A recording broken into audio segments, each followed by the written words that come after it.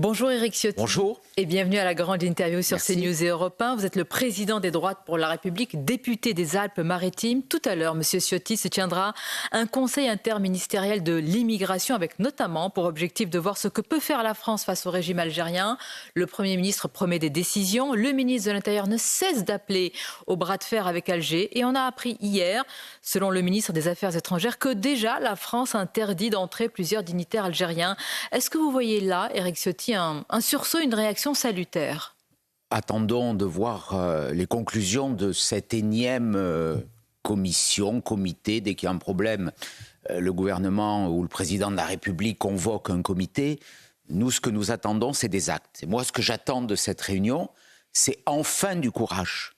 C'est enfin de cesser de subir cette humiliation algérienne, répétée, multipliée, ces provocations de la part d'un État voyou, d'un État qui a pris en otage Boualem Sansal, qui est animé par cet esprit de liberté, qui est emprisonné, dont la vie est menacée, qui est malade et qui reste dans les geôles de cette dictature terrifiante. Nous devons réagir. Et vous ne voyez pas un changement de ligne et de paradigme depuis quelques heures ou quelques jours? Pour l'instant, je ne les vois pas. Pour l'instant, je ne vois pas de changement. J'entends des paroles, j'entends des paroles contradictoires d'ailleurs, entre celles tenues par le ministre des Affaires étrangères qui en gros nous a dit circuler, il n'y a rien à voir, on a pris quelques mesures sur des dignitaires, on ne sait pas lesquels, et le ministre de l'Intérieur qui, pour reprendre le mot d'un de vos confrères ce matin, fait de la politique avec le mégaphone. Mais nous attendons les actes. Mais quels actes? Vous dites, Éric Ciotti, là vous avez parlé d'État voyou, vous dites plus aucun visa, c'est-à-dire zéro visa en attendant qu'Alger reprenne, dites-vous, les ressortissants. Il faut suspendre tous les visas, l'octroi de tous les visas aujourd'hui. Nous avons donné l'année dernière, en 2024, 250 000 visas aux Algériens, alors qu'ils n'ont repris sur les OQTF, quasiment 35 000 OQTF concernant des Algériens, ils n'en ont repris que 2 000. J'entends, mais ça veut dire que c'est un taux extraordinairement faible. Mais vous voulez un bras de fer ou une rupture définitive avec l'Algérie? Il faut imposer aujourd'hui la volonté française. Il ne faut plus se laisser marcher dessus par cet État, et donc il faut répliquer. Je prends l'exemple de ce qu'a fait Donald Trump avec la Colombie et les migrants que la Colombie refusait de prendre en provenance des États-Unis. Il a annoncé des sanctions immédiatement. Cette méthode a porté ses fruits. Éric Ciotti, il faut faire pareil. Est-ce qu'il faut punir, ou plutôt sanctionner le régime algérien, ou alors il faut punir tous les Algériens qui seraient quelque part comptables de l'attitude de leur gouvernement, alors qu'il y a encore quelque temps, je le rappelle, il y a eu une révolution avortée dans le pays. Est-ce que le zéro visa ne punit pas tous les Algériens? Avec beaucoup de victimes. Vous avez raison, ceux qui sont en cause, ce sont ceux qui tiennent cette dictature militaire. Dans une forme de barbarie, de retour en arrière extrêmement grave. Je ne fais pas d'amalgame avec tout le peuple algérien, mais aujourd'hui, il y a un État qui dirige et il faut qu'il en subisse les conséquences. Les conséquences, elles sont de quels ordres? Que pouvons-nous faire? Que devons-nous faire? C'est ça la question. Suspension de tous les visas tant que toutes les obligations de quitter le territoire à destination de l'Algérie ne sont pas exécutées. Tous les visas, indistinctement. Suspension des transferts financiers des Algériens de France vers l'Algérie. Gel aujourd'hui des biens, souvent mal acquis d'ailleurs.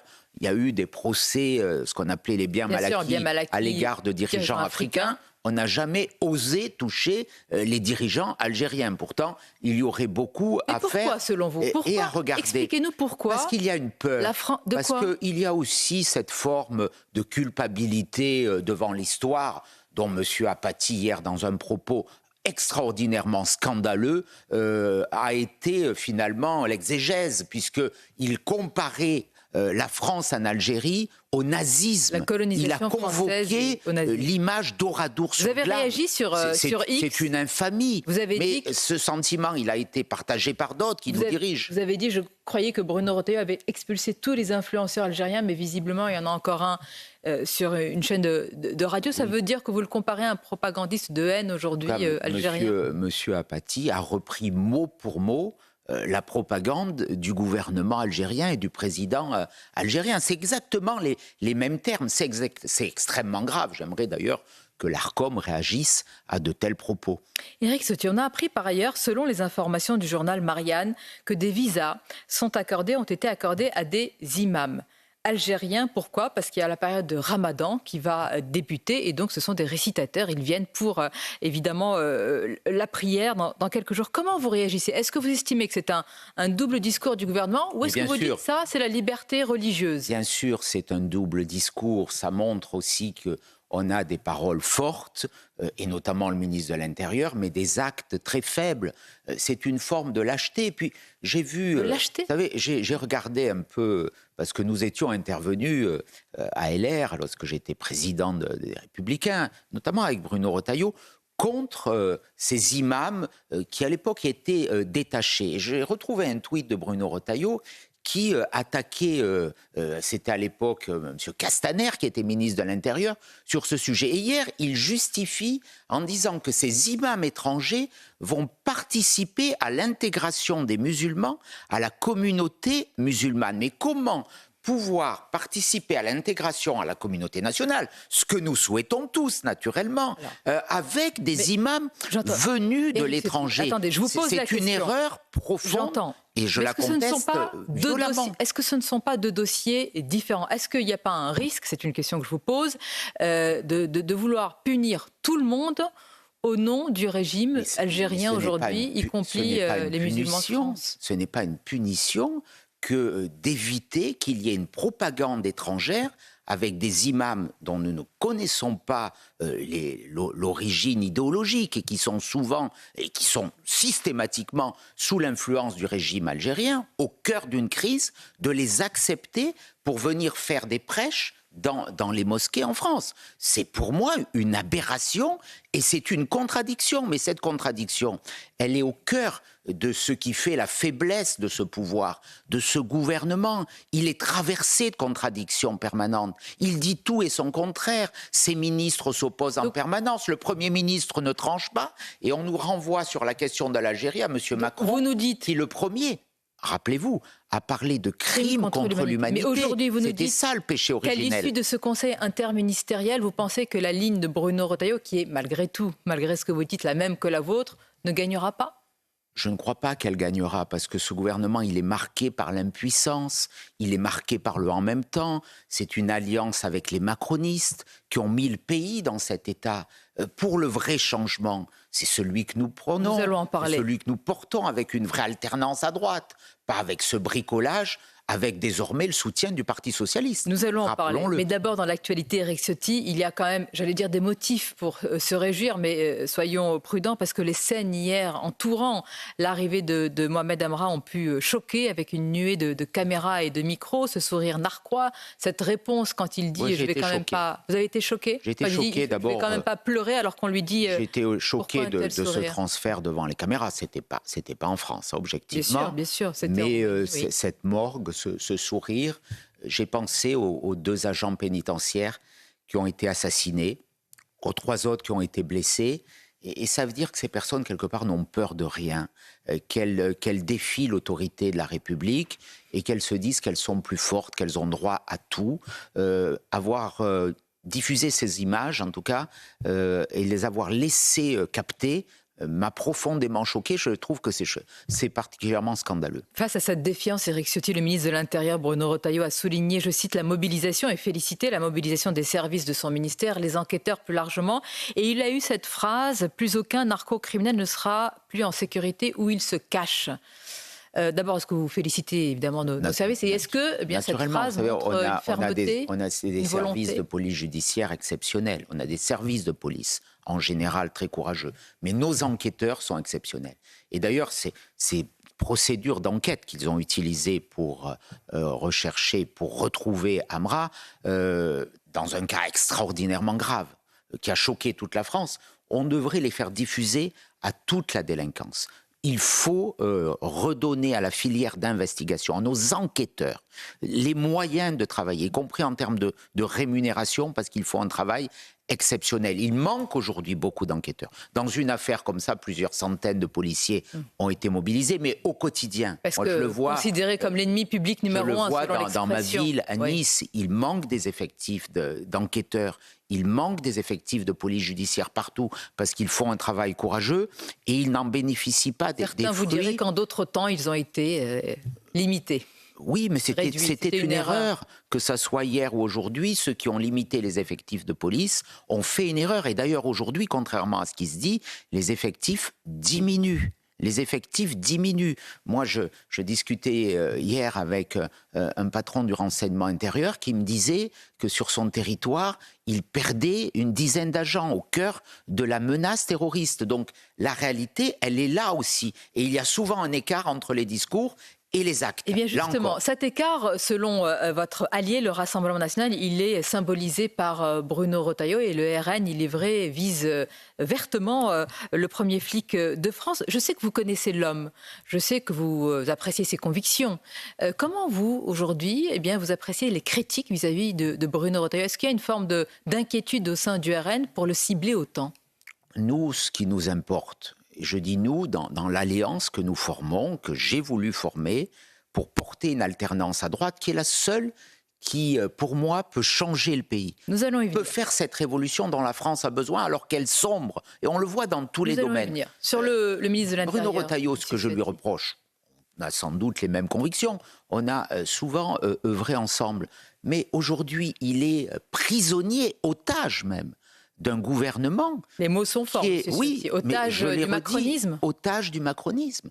Si M. Bruno Retailleau occupe cette fonction, c'est parce que M. Macron l'a voulu, c'est parce qu'aux élections législatives, il y a eu une alliance qui est allée des amis de M. Bruno Retailleau, et des amis de M. Wauquiez d'ailleurs, jusqu'aux insoumis. Rappelez-vous les 100 retraits de candidats insoumis du nouveau Front populaire pour faire élire certains amis de M. Bruno Retailleau. Malgré tout, donc aujourd'hui, la petite musique qu'il fait entendre, selon vous, n'arrive pas à vos oreilles. Il est prisonnier de ce système. Comment peut-il porter... C'est un otage emprisonné qui peut partir quand il veut. Qu'il le fasse. Vous voulez qu'il démissionne? Qu'il le fasse. Mais quand on n'est pas en conformité avec ses convictions, quand on ne peut pas agir, il faut le dire. Moi, j'appelle... c'est à lui de décider, mais à un moment, je pense que la contradiction, elle sera évidente quand on voit que systématiquement, quand on a proposé avec le Rassemblement national, à l'Assemblée nationale, le retour des peines planchées, M. Retailleau s'y est opposé. Quand on a proposé... Sur Retailleau, le gouvernement. Son ministre délégué, c'était M. d'Aragon à l'époque, qui est venu dire que ce n'était pas pertinent. On a proposé le même jour le retour à la double peine. Ce sont deux mesures, je prends ces exemples, que nous avions ensemble défendues. Pourquoi M. Retailleau s'y oppose aujourd'hui? Donc, c'est cette contradiction que je pointe. Mais ce n'est pas envers lui, c'est envers ce système. Il est quand même très ciblé par le Rassemblement national. Certains affirment que parce qu'il est l'homme aujourd'hui fort de la droite et qu'il inquiète. C'est cette coalition des contraires qui est la continuité de l'impuissance macroniste. Et je dis, on a raté une occasion au mois de juin dernier d'unir toutes les droites. Moi, ce que je regrette, c'est que M. Retailleau, il ne m'est pas suivi dans cette alliance. Parce que s'il m'avait suivi, il serait sans doute aux mêmes fonctions dans le gouvernement, mais nous gouvernerions à droite. Nous gouvernerions sur nos convictions et pas sur celles de M. Macron. C'est ça que je lui reproche. Et si je vous entends, Éric Ciotti, dans cette course aussi à la présidentielle, que vous connaissez bien, vous avez dirigé le parti, vous diriez ce matin que Laurent Wauquiez et Bruno Retailleau, c'est bonnet blanc, blanc bonnet? Vous n'allez pas prendre parti? Je ne me mêlerai pas de cette petite compétition. Petite, à laquelle vous avez participé avant avec entrain. Une forme de... Oui, mais justement, j'ai tiré les conséquences de l'impuissance de ceux qui aujourd'hui entourent cette famille politique, ce que j'ai appelé les chapeaux à plumes, à agir. Quelque part, cette élection, c'est une primaire pour savoir qui sera le soutien de M. Édouard Philippe. Voilà, la question, elle est là. Je le dis très clairement. Vous verrez comment ça se termine. Je vois votre scepticisme. Non, pas scepticisme, je pose la question. Dans les sondages, il y a une percée quand même. Ce n'est pas de ce côté, parce que les choix courageux n'ont pas été faits, que le changement dont la France a besoin viendra. Il viendra de cette alliance des droites réelle, sincère, Éric Ciotti, que nous qui voulons. va jusqu'à Reconquête, l'Union des droites. Elle peut aller jusqu'à Reconquête. En tout cas, institutionnellement, il y a 2 groupes à l'Assemblée nationale. Il y a l'UDR, que j'ai l'honneur de présider, et il y a le Rassemblement national, que préside à l'Assemblée nationale Marine Le Pen et Jordan Bardella pour le parti. Cette alliance, elle est entre nos 2 formations. Après, elle aspire à rassembler tous les Français qui ne supportent plus qu'on dise tous les jours qu'il y a trop d'immigration, mais qu'on ne fasse rien. Mais y compris, les Français qui ne supportent plus qu'on dise qu'il y a trop de violence, mais qu'on ne fasse rien. Les Français qui disent qu'il y a trop d'impôts, mais on continue à accumuler chaque fois qu'il y a un problème, une taxe, un impôt supplémentaire. On a encore rajouté la barque dans ce budget fiscal lourdement. Les Français qui voient qu'on multiplie les tracasseries administratives, les contraintes contre les entreprises, contre la liberté économique. Ça, c'est le projet de l'Union des droits. Voilà, tout cela, nous allons le porter. Et le vrai changement, il est là. Le reste, c'est de la communication. Mais je crois que les Français ne croient plus à la communication. Je voudrais conclure, Éric Ciotti, cet entretien par les derniers jours de la chaîne C8 avant la fermeture depuis le non-renouvellement de la fréquence. Vous vous êtes exprimé à ce sujet, dénonçant une censure d'État. Le président Emmanuel Macron, depuis, a affirmé que ce n'était pas du tout une décision politique. Est-ce que vous maintenez, pour vous, c'est une censure d'État et donc une décision politique ? Bien sûr, c'est une décision politique. Vous savez, moi, j'aimerais qu'on ferme l'Arcom plutôt que fermer C8. D'ailleurs, nous défendrons un texte dans ce sens à l'Assemblée nationale, parce que ça fait partie de ces institutions politisées qui ne servent à rien sauf être des courroies de transmission de volonté politique. Cette décision, elle est scandaleuse.